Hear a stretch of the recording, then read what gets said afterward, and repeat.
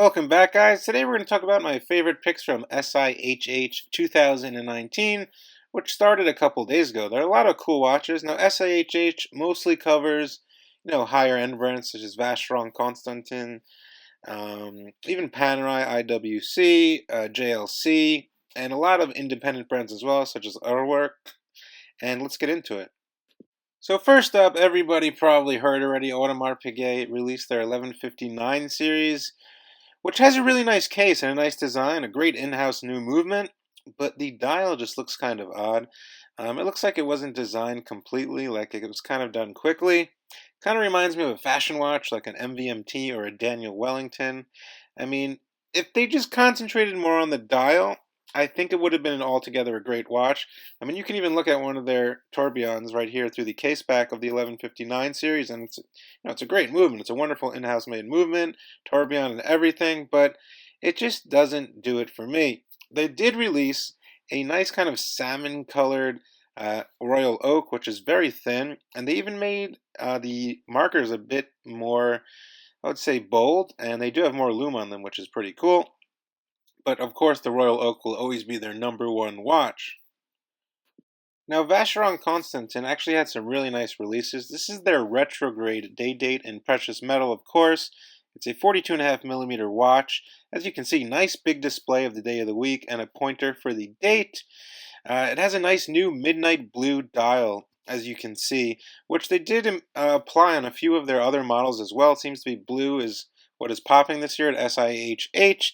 Of course, it's using an in-house movement, the 2463 Vacheron movement. Just a really nice dress watch, and I think they're doing a great job. Now, this is the Vacheron Constantin Overseas Perpetual calendar. Now, the Overseas collection was originally launched in 1976, and it has been a very strong seller for Vacheron, obviously. They're pretty nice. This one obviously uses the nice blue dial as well. It's in a 41.5mm case with only 8mm in thickness, so it's extremely thin. It also has that cool quick strap change where it comes with like 3 straps. You can swap it out. Obviously, the rotor and solid 22 carat. It's a great watch, a very complicated watch, not a cheap watch at $92,000. And it also does have a soft iron inner ring for anti-magnetism. A lot of stuff going on inside this watch, and I think it all meshes together pretty. As you know, Cartier released their new edition of the Santos last year, and this year they released a chronograph, but as you might have noticed, there are no pushers. Well, where are the pushers? The pusher is actually on the left side of the case, as you can see, and you stop it with that, and you actually reset it with the crown, which is pretty cool. The same awesome quick, you can release the links very quickly on these watches, just as the standard Santos. Many different variations. Actually, this one also comes in a variation with a rubber strap, which is pretty cool. And honestly, I don't think it's going to be for everybody. I think they did a good job on the dial itself, but it kind of looks odd for me without the pushers. That's just me, though. Now, IWC did release a lot of new models, like tons of new models, and they are kind of steering away from standard movements, and they are only using pretty much in-house movements now. A lot of new models in their Spitfire line, even some bronze models.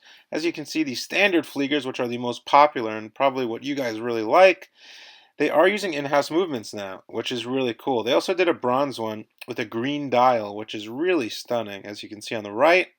And I think that's the way to go. Here you can see this is their Spitfire Flieger, and it does have a GMT 24-hour ring right below 12 o'clock, which is really nice. Green dial. I believe this is in a bronze case, I'm pretty sure. Now, probably the star of the show is the Jaeger-LeCoultre, or Jaeger-LeCoultre, whatever you want to call it. This is their newest watch and a masterpiece. It's the Master Grand Tradition Gyro Tourbillon Westminster Perpetual. Now this watch is crazy because it's only 43mm and it contains a gyroscopic tourbillon which balances out the effects of gravity on a watch's accuracy, and it contains a perpetual calendar which shows the day, date, and the year, which is all shown on the dial, which is pretty insane. But the best thing about this watch is the gongs and the set of hammers. It actually replicates a 4-note chime of Big Ben, which is pretty cool if you see that in person. I haven't seen it in person yet, but one day I will.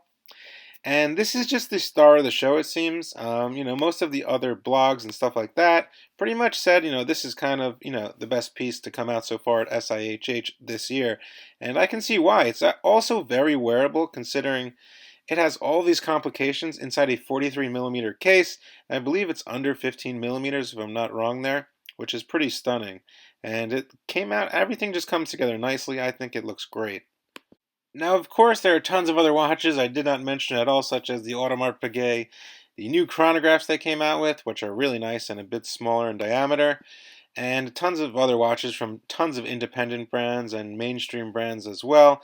Obviously, I can't cover everything in one short video. I just wanted to do a quick glimpse of my favorites of SIHH 2019. I hope you guys enjoyed the video. Definitely subscribe, hit that like button. Baselworld is coming up in March, and I will do more of a bit of an extensive coverage on that event compared to SIHH. Baselworld is my kind of world, and I really like Baselworld a lot more. That's just me, though.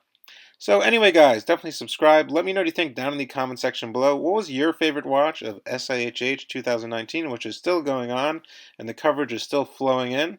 So hope you guys enjoyed, and I will see you on the next video. Bye.